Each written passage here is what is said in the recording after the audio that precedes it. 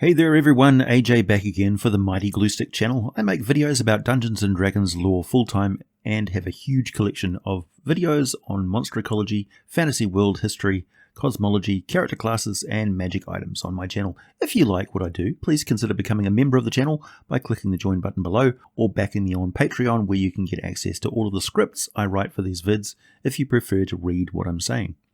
I also have a Discord server with an active community and of course subscribe to be here for 2 video uploads per week usually and a live stream every weekend. As an adventurer makes their way into the wilderness, there are many types of terrain to be wary of.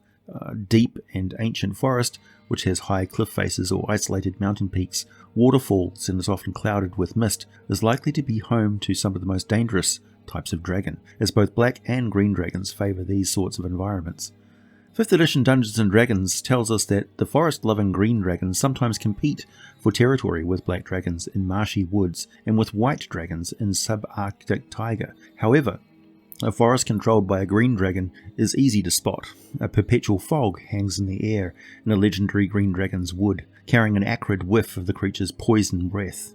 The moss-covered trees grow close together except where winding pathways trace their way like a maze into the heart of the forest. The light that reaches the floor carries an emerald green cast, and every sound seems muffled.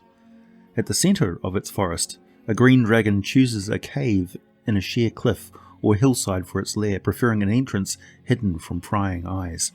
Some seek out cave mouths concealed behind waterfalls, or partly submerged caverns that can be accessed through lakes or streams.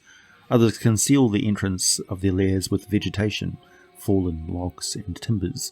In the Impultur region of northern Faerun, bordering the Sea of Fallen Stars, the Grey Forest nestles between the coast and the Earthfast Mountains, which is home to a lone conical volcanic mountain peak in the southernmost end of the range called the Fang in the Forest. I'll be talking about who lives there at the end of this video, so stay tuned. Green dragons, also known as forest dragons, are damn near impossible to sneak up on, thanks to their connection to birds and rodents within a full mile of their lair. As the adventurers approach its domain, they might see birds that will fall silent and just stare at them in a very steady and malevolent way. Game trails of larger animals will veer away from that region, and no deer or boar will willingly go any closer. Trees will grow thickly together, the paths through them will twist and turn and become narrow like a maze with many pathways leading to a centre. Many green dragons cultivate a closer connection to the Feywild, so encounters within the thick woods may involve the unseelie Fey. Water in the area close to the green dragon's lair will probably have an unpleasant taste at best and at worst be poisonous. Although green dragons might not be the most powerful of the dragons, they have a drive to dominate that goes beyond most others, and they have an innately deceptive and manipulative nature that is particularly dangerous to intelligent humanoids. Forest dragons have a reach that spreads wide. They have talons in many pies, many pots on the boil. They love intrigue, and lying is more comfortable for them than is telling the truth. But they will use the truth as a weapon and means to torture and torment whenever it suits them. They're good at double dealing and find a double cross as delicious as a good meal. Duplicity is not just their nature and their hobby, it's their means of survival and the measure of worth among their own kind, as we shall discover. A female green dragon finds lies, deception and trickery attractive qualities, and as much as the pranks and outright attempts at getting her murdered might enrage the female, she will respect the other dragon's game when it comes to time to either accept a mate or fight one. There is a certain, letting them live so she can get revenge on them factors into the courtship. It is what it is, but the important thing to take away from it is this. A band of adventurers might end up marching into a female forest dragon's lair with the intent of killing her simply because a male forest dragon manipulated them into going there. You see, the adventurers are essentially a murderous box of chocolates he is sending to his crush. Dragons who suspect that a foe is an even match for them are extremely deadly. They don't like to take on a chance of an even fight, green dragons particularly so. They will throw everything they have at the adventurers, hopefully killing them before they get anywhere near. Green dragons will employ mind-controlled minions, trapped and desperately hungry predators, traps designed to inflict serious harm and horror, and of course narcotics, illusions and other magics designed to confuse, frighten and turn their enemies against each other. Green dragons, as I pointed out, like to keep an eye on their domain, and in the lair they will be watching adventurers and their minions like a hawk. They trust no one and have multiple applications to deal with contingencies such as the party reaching a point where they decide to split up and investigate two identical paths ahead, which the dragon has laid out for them. When they meet back up, an illusion spell has snapped into effect just a second before they lay eyes on each other, and now they appear like mind flayers or Neogi or something most likely to be attacked on sight. Wise adventurers will go into the lair with code words to identify themselves, but as soon as the dragon hears one of them, it will switch tactics, possibly just gassing the whole lair, minions included. Life is cheap to the chromatic dragons. All others exist for the green dragon's purposes and amusements, but more on its lair tactics and manipulations later in this video. Green dragons lay their eggs after about 4 months of a 16-month incubation period. They lay clutches of 3 to 5 eggs with an average of 2 to 4 hatching successfully under optimal conditions. Forest dragons begin life either buried under wet piles of leaves exposed to rainfall or sitting in a shallow pool of acid. They are watched over by both parents who spend about as much time suspiciously watching each other, but the bond is strong. When they hatch, elemental power can be seen surging in the region, and in the case of green dragons this is manifested as rampant and wild plant growth, with even some trees taking on twisted shape and moving slowly before people's very eyes. Wild rodents and birds will act erratically and shriek all at once as the eggs begin to hatch. There may be a brief rainfall of bitter and slightly caustic water which causes damage to sensitive crops. The wormling life stage lasts approximately 6 years. The green wormlings look quite similar to black dragon wormlings as they are very dark green, almost black, and as the wormling matures, its scales become steadily lighter in colour until they reach the striking green shade of an adult. Also, their distinctive wavy crest grows in, extending just above the eyes all the way down its spine and tail. The highest point of the fin is just behind the skull, which, when they tilt their head forward, tucking their curved jawline into their neck and letting off a jet of poisonous gas, then roaring and raising their head, making the fin shake and the greenish-yellow gas billow and glow with a green glint from its eyes, it's pretty intimidating. The wormlings stay with both parents for quite a long time compared to most other chromatic dragons. Green dragons reach independence at 100, but full adulthood at around the age 160, and become elders after their 950th year. A truly ancient green dragon has lived for at least 1750 years, give or take a century. The oldest known natural green dragon lived for approximately 2,250 years, although there's at least one notable exception I'll be talking about at the end of this video. The environmental diffusion of a deceased green dragon results in the area of lush, beautiful, and deadly plant growth. Grasses, trees, and other vegetation, nearly all of them poisonous, grow swiftly to abnormally large size. These areas also touch on the Feywild far more than do other parts of the woodlands. Green dragons prowl around their territory, both in the natural world and sometimes the Feywild. They are good flyers, but are amazing forest predators way beyond a normal natural creature. They're like both a super reptilian monster and an evil druid and psychic sorcerer all rolled into one. Perhaps because their terrain often has a canopy of vegetation, green dragons fight equally well on wing or on land. When battling on or near the ground, green dragons attack from the cover of trees or from the hidden contours of the earth. Woodland obstacles impede humanoid foes' ranged attacks more than they impede green dragons' area attacks. They learn every possible path, hiding place, and refuge. This preparation makes them far more effective hunters and offers them the means of retreat if any battle turns against them. They're way harder to spot in the forest than you might imagine for such a large creature. Their wings have dappled patterns, perfect for blending in with the irregular light under a canopy, with darker leading edges and lighter trailing edges. They can also position themselves and instinctually cause plants around them to move slightly to blend in with their contours. Plus, they are silent. A green dragon's legs are longer in relation to its body than with any other dragon, enabling it to easily pass over underbrush and forest debris when it walks. With its equally long neck, an older green dragon can peer over treetops without having to rear up and disturb the foliage. They're fully amphibious, able to breathe both air and water, so they can sit in a stream or pool waiting for hours, even as an adventuring party rests right next to it. The dragon may even put a fish on an adventurer's hook, just to complete the illusion that there's no massive predator waiting there to murder everyone. One lunge and snap from those jaws though, and it's likely to be all she wrote for that angler.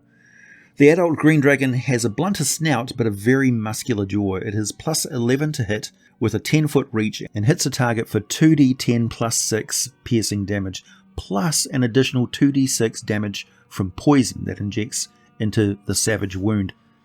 Now, one might notice about all the poison damage inflicted by the green dragon for 5th edition is that it damages, but the damage is not ongoing, and it doesn't also inflict the poisoned condition.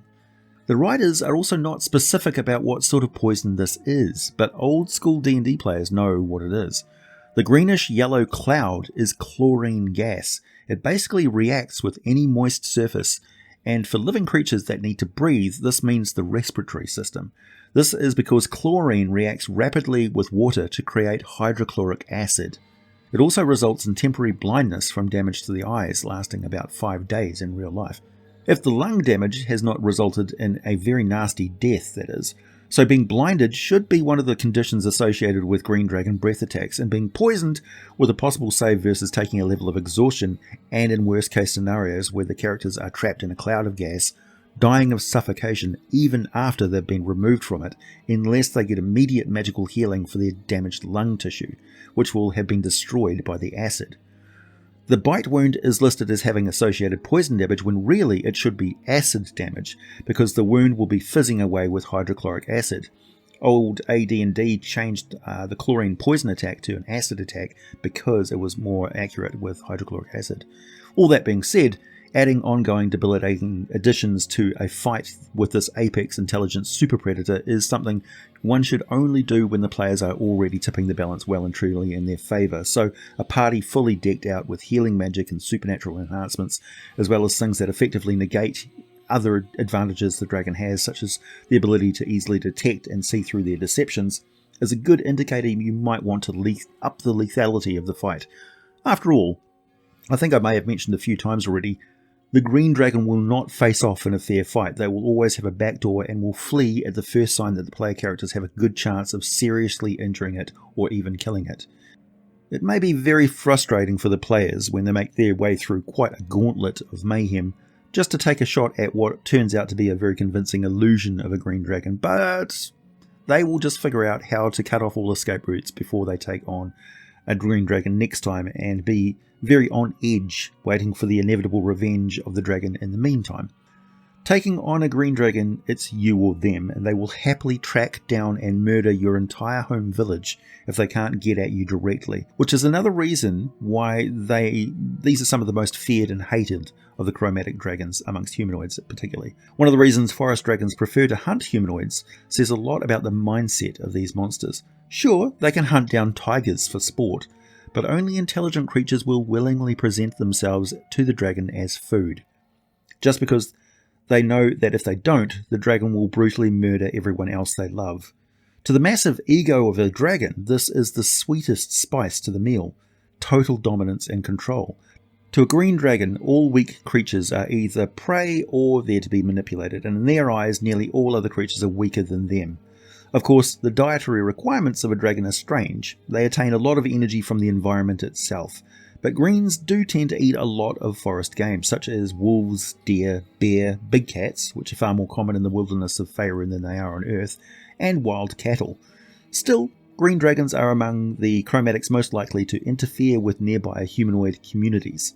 Some greens terrorize their neighbors into obedience, others play and experiment with local political and mercantile interests. A green dragon might use bribes and intimidation to gain the cooperation of a few select members of a community, and then see how much authority it can obtain by proxy before the humanoids discover its minions. Greens might not have lofty goals for such sort of manipulations. They enjoy the process and the practice for its own sake. Green dragons might negotiate peaceful coexistence with their neighbours as long as territories and resources don't overlap. Anyone entering into such an agreement, however, should do so with great care. Green dragons take devilish delight in finding loopholes in such agreements, and they double-cross for fun. One thing they gain from this manipulation that other dragons tend to be a bit envious of, and start lots of fights between the green dragons and other dragons, is the treasure that humanoids provide. Humanoids love to settle close to the environments that greens prefer, temperate and cold forests, thick and old, with rivers and streams, lakes and ponds, rich in game and interesting landscapes with plummeting waterfalls, escarpments and cliffs. Mountains bordering forests near thriving coastal towns are prime real estate for humanoids and for green dragons. Greens might accept smaller woods as less desirable alternatives, as well as jungles and overgrown bogs. That's where you'll find the younger ones. When a green dragon can't find any suitable forest or woodland, it might even settle in an area of rolling hills or similar terrain, using slopes and valleys for cover and concealment. In the same way that its more fortunate cousins use the trees of the forest, green dragons prefer caves and forested hills and cliffsides for their lairs. Where they can't find such convenience things, they might topple the mightiest trees into great heaps and make their homes in the hollows of these wooded hills, kind of like massive reptilian beavers. Some green dragons even lair inside the trunks of largest fey-touched trees. But treasure, yes, green dragons go after it with a passion. They may let a humanoid live if they get a sufficient haul of loot out of it. They particularly like handcrafted items ranging from sculpture and artwork to ornate swords and magic armor, and of course emeralds. They love to own everything and anything into which someone put a lot of work and dedication. They do take and hold large piles of coins and gems, but unlike some other dragons, they see this as bait for bribing and controlling merchants and less affluent communities. It delights dragons to see humanoids betray each other out of greed and desperation. As much as the dragon dislikes parting with its wealth, they consider it a worthy investment, and they know that what they can achieve with it will usually be an even larger hoard at the end of it. So a green dragon may consider a whole village as part of its hoard, ironically acting as a fierce protector from raiding savages, because the dragon considers them thieves of its own property. The old advanced Dungeons & Dragons listing for green dragons talks about a classic scheme from one of them.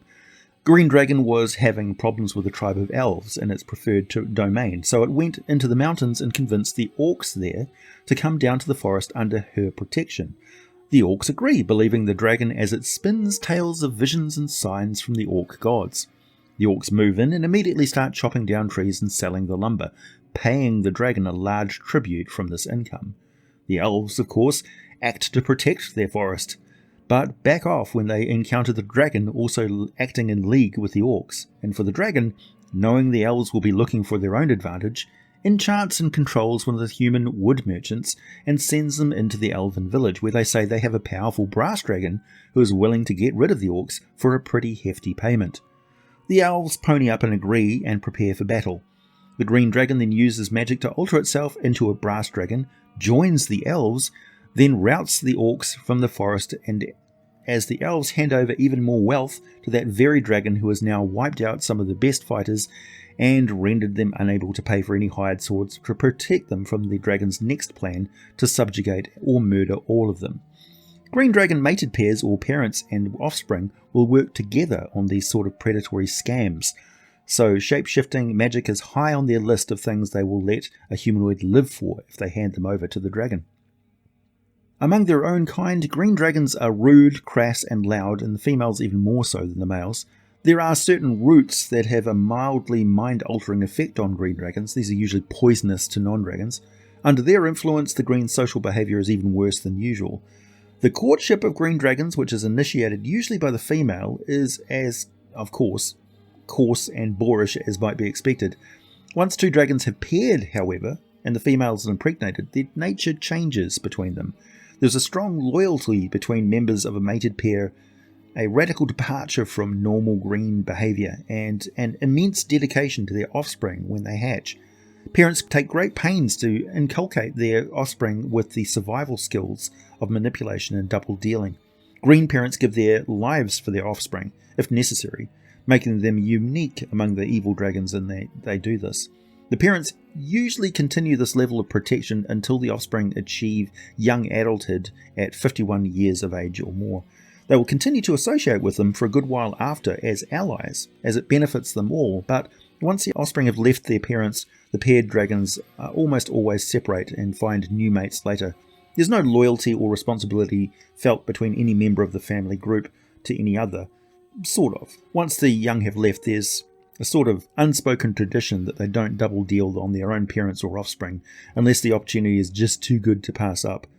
Green dragons will hand over their own mother for a steady diet of gnomes, and they will betray a sibling for a steady diet of sprites and elves, while orcs are pretty much just drive-through snacks and humans are happy meals, plentiful and convenient, and also come with a little game included. Don't expect a green dragon to always engage in dialogue before a fight. They may just swoop out of nowhere and attack immediately. They like to eat humanoids. They like an easy fight. They always open up with a breath weapon blast first. First round of combat, the dragon exhales poisonous gas in a 60-foot cone. Each creature in that area must make a DC 18 Constitution saving throw, taking 16 D6 poison damage on a failed save, or half as much damage on a successful one. A dragon will also use its frightful presence, so each creature of the dragon's choice that is within 120 feet of the dragon and aware of it must succeed on a DC 16 wisdom saving throw or become frightened for 1 minute. Aware of it doesn't just mean in visual sight of it, it just needs to know that it's there. A creature can repeat the saving throw at the end of each of its turns, ending the effect on itself on its success. If a creature's saving throw is successful, or the effect ends for it, the creature is immune to the dragon's frightful presence for the next 24 hours. The dragon then uses its other 2 attacks to make a bite and a claw attack on the most formidable opponent standing before it. They are plus 11 to hit on all physical attacks. The bite has that 10-foot reach, as I mentioned, so that it's always a good option for them. The claw is close range at 5 feet and does 2d6 plus 6 slashing damage with no additional poison effect. They are most likely to have used their full movement to get into combat, but here's the nasty bit, the use of their legendary actions. An adult green dragon has 3 legendary actions. These they use at the end of other creatures' turns on that same round, which is why they can just wipe the floor with even groups of other creatures. So the first opponent takes their shot at the dragon, and then on that first round it uses a wing attack. The forest dragon beats its wings, and any creature within 10 feet of the dragon must succeed on a DC 19 dexterity saving throw, or to take 2d6 plus 6 bludgeoning damage and be knocked prone. The dragon can then fly up to 40 feet away. Boom! It's now out of close combat range for any melee attackers, just like that. If an opponent charges at it and attacks, the dragon still has 1 legendary action. As the wing attack costs 2 of these, it takes a tail attack. Wham! 15-foot reach and slams the victim for 2d8 plus 6 bludgeoning damage. It then soaks up any remaining attacks for that round from its enemies, and the DM rolls a d6 to see if it recharges its breath weapon on a roll of 5 or 6. Green dragons can use that frightful presence at the start of their turn for free. They will lay into opponents with bite and claw attacks, but certainly use that tail attack in place of claw attacks if the opponents are keeping their distance, and use up to 3 tail attacks for its legendary actions to just dominate melee combat. You do not want to go toe-to-toe with a green dragon. They have a natural armor class of 19 and can have up to 306 maximum hit points. They will certainly drag victims down into the water and drown them. They will shrug off attacks that require saving throws from them, as they have legendary resistance 3 times per day. They have particularly sharp senses, with skill boosts that are also pretty extreme, blind sight of 60 feet, dark vision out to 120 feet, passive perception of 22, 22 people, plus active perception bonus of plus 12. Deception and persuasion have plus 8, insight has plus 7, and stealth has plus 6, and they are also able to use additional actions in their lair. Right at the start of the round, the dragon can do one of the following, always having to use a different effect on the next round. It can make grasping roots and vines erupt in a 20-foot radius centered on a point on the ground that the creature can see within 120 feet of it. This area becomes difficult terrain, and each creature there must succeed on a DC 15 strength saving throw or be restrained by the roots and vines. The creature can be freed of these vines if another creature takes an action to make a DC 15 strength check and succeeds pulling them away. The roots and vines will wilt away when the dragon uses this lair action again, or when the dragon dies. It can instead make a wall of tangled brush bristling with thorns springing into existence on a solid surface within 120 feet of the dragon. This wall is up to 60 feet long, 10 feet high, and 5 feet thick, and it blocks line of sight. When the wall appears suddenly, each creature in its area must make a DC 15 dexterity saving throw. A creature that fails the save takes 48 piercing damage and is pushed 5 feet out of the wall's space, basically thrown up into the air and torn apart, appearing on whatever side of the wall it wants. A creature can move through the wall, albeit slowly and painfully. For every foot a creature travels through the wall, it must spend 4 feet of movement. Furthermore, a creature in the wall's space must make a DC 15 dexterity saving throw each round it's in that contact with that wall, taking 48 piercing damage on a failed save, or half as much damage on a successful one, so we're talking seriously thorny. Each 10-foot section of wall has an armor class of 5 and 15 hit points, vulnerability to fire damage as you expect, and resistance to bludgeoning and piercing damage obviously, and of course it's immune to psychic damage.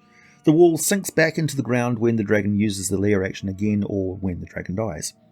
Or it can create a magical billowing fog that surrounds one creature it can see within 120 feet of it. The creature must succeed on a DC 15 wisdom saving throw or be charmed by the dragon until initiative 20 count on the next round. Being charmed by the dragon renders that victim unable to harm the dragon, and the dragon has advantage on checks if it orders them to depart the area, using its persuasion or intimidation skill check. So, pretty potent. The region containing a legendary green dragon's lair is warped by the dragon's potent magic, which creates one of the more unusual following effects. Thickets form labyrinthine passages within 1 mile of the lair, the same so-called maze that I was talking about. The thicket acts as a 10-foot high, 10-foot thick wall that blocks line of sight. Creatures can move through the thickets with every 1 foot the creature moves, costing it 4 feet of movement, and the creature in the thicket must make a DC 15 dexterity saving throw each round it's in contact with the thicket to take 1d6 damage from the thorns, so nowhere near as thorny as the lair thorns. Each 10-foot cube of thicket has an armor class of 5 and 30 hit points, resistant to bludgeoning and piercing damage, vulnerability to fire damage and immunity to psychic, and thunder damage. So I guess the Wall of Thorns would have a resistance to thunder damage as well. Within 1 mile of its lair, the dragon leaves no physical evidence of its passage unless it wants to. Tracking it there is impossible except by magical means. In addition, it ignores movement impediments and damage from plants in this area that are neither magical nor creatures, and so it can move through these barriers easily. The plants remove themselves from the dragon's path. Rodents and birds within 1 mile of the dragon's lair serve as the dragon's eyes and ears. Deer and other large game are strangely absent, hinting at the presence of an unnaturally hungry predator. If the dragon dies, the rodents and birds lose their supernatural link to it. The thickets remain, but within 1d10 days they become mundane plants and normal difficult terrain, losing their thorns. Okay, so I promised to talk about some legendary green dragons of the Forgotten Realms. There are a lot of them. They include, wish me luck with these pronunciations, Mornaugath, a green Dracolich, priestess of Shah who lives in the misty forest, also known as the Moor Dragon. Philisitat, who was kept magically compelled to guard a half-demon blue dragon's lair and arm. Ish-en-Alir, an ancient male green dragon allied with Samasta during the Rage of Dragons. He was a type of dragon called mystic, called a hide-carved, who was part of an assault on the monastery of the Yellow Rose, known as the Citadel of the White Worm in Damara. He was killed when one of his own allies, thanks to a copper dragon's trickery, caused a colossal old red dragon female called Malazan to kill him in an epic fight in 1373 DR, not long before she was killed herself. Venom Inhandar is actually the name of a mated pair of green dragons, also known as Venom, who terrorized the Tangled Vale in Cormanthor. Although they were killed like over 1,000 years ago, they killed so many centaurs and elves that they are legendary to this day. Sir Vinhandra, mainly famous for having fought and killed Lord High Justicar High Avenger Darren Erach, wielder of the Axe of Heavenly Fire and inhabitant of the Abbey of the Just Hammer in Tasseldale in the Dalelands, dedicated to Tyr. It must have been one hell of a fight to see, as it's still talked about 119 years later. Verthan Dan Telenix, also known as Verdant Cloud, lived 80 miles due west of Mithranor and was worshipped by the population of Trenahes, a nearby village of humans on the east bank of the river Ashaba. The villagers offered up visitors and valuables to Little Verthi, who defended them from monsters and other communities. Unfortunately, due to the rage of dragons, she went crazy and murdered everyone in the village. They called her Little Verti, their protector, the idiots. And Deru Narthex, aka Darren, when he was younger, he was quite involved with a draconic game called Zorventhal, which is so complicated it will need its own video. Long story short, he tried to take over Waterdeep. Lots of plot happened, and he left with his tail between his legs, current whereabouts unknown.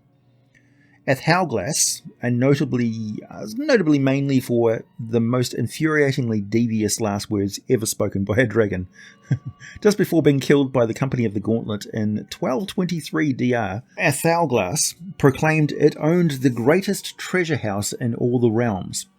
Do you think that statement got quite a bit of attention among legend seekers and adventurers over the years? Oh yes indeed, my friends. It probably got more people killed over the centuries than any victims the dragon took while it was alive. Avrix was one of the consorts of Tiamat. Venomfang, of course, is a young and fairly typical green dragon that many new players of Dungeons & Dragons will be familiar with by now. Vorgen Sharks, the maimed virulence, with a wing that was tattered from a fight with a bronze dragon when he was a wormling. Vorgen Sharks was large. He was the offspring of the ancient green dragon Chlorgylea Matar, who's really interesting.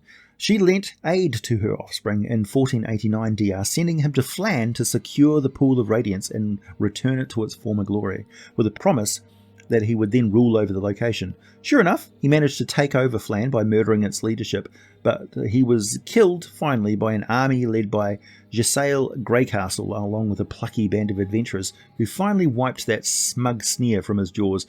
Note, to those familiar with this tale, I'm not mentioning Tyrannothraxis because I fully intend to make a video about that entity at some later date.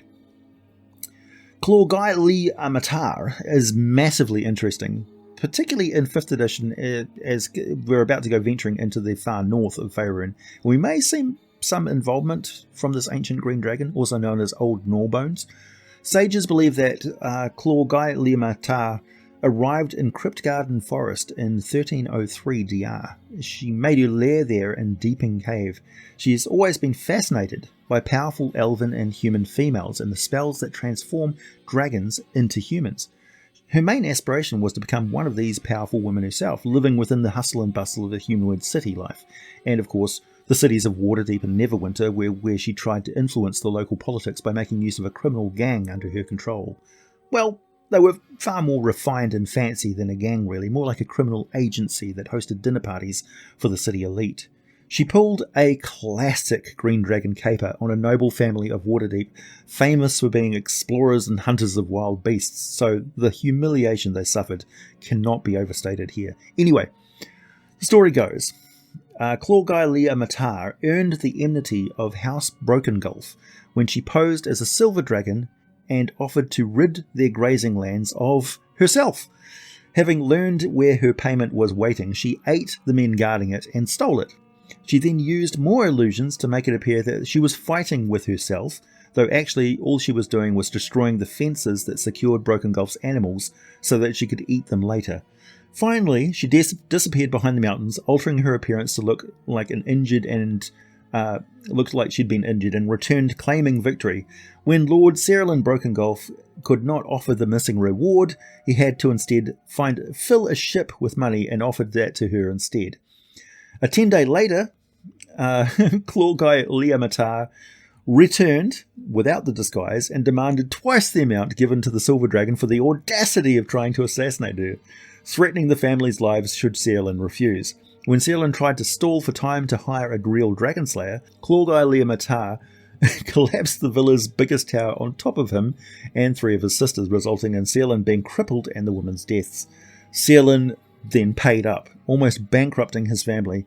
Waterdeep, outraged, responded with force, quickly sending men after her, but they instead found Endrakdrakar, a male dragon who had just started making designs on Chlorgylea Matar's territory, and slew him instead.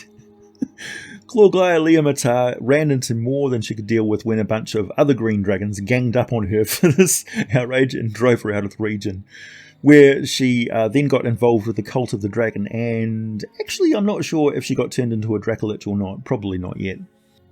Finally, Angler Rayrose, an ancient green dragon who lives in a mountain known as the Fang in the Forest in the Earthfast Mountains on the southern border of Impultur, facing the Sea of Fallen Stars. This hollowed out ancient volcanic peak is perfect green dragon real estate that she forced a band of dwarves to transform into a trap-filled nightmare dungeon called the Lure of Jaws. They did such a good job, she even paid them well and sent them on their way with their lives. Two things make her one of the more formidable dragons in Faerun. One, the dwarves have spread the tale of how this lone dragon sleeps in a lair filled with fabulous treasures far and wide, which has been a magnet for thousands of adventurers who have gone there to their doom. Second, and the reason she's called the dragon that never died, long ago she swallowed a Thayan wizard who was a master of life-draining magic, and she actually absorbed his abilities. She's since been able to extend her life far beyond normal by stealing the life force of other creatures, particularly adventurers who just deliver themselves up to her lair with fair regularity. She may actually end up being immortal. You can find details about her in Dragon Magazine number 424. Best of luck. Please hit the like button if you've made it this far, subscribe if you like what I do, check out my Patreon for all the full scripts for these videos, buy some sweet merchandise from my Teespring shop, wear your geek with pride. And as always, thanks for listening, and I'll be back with more for you very soon.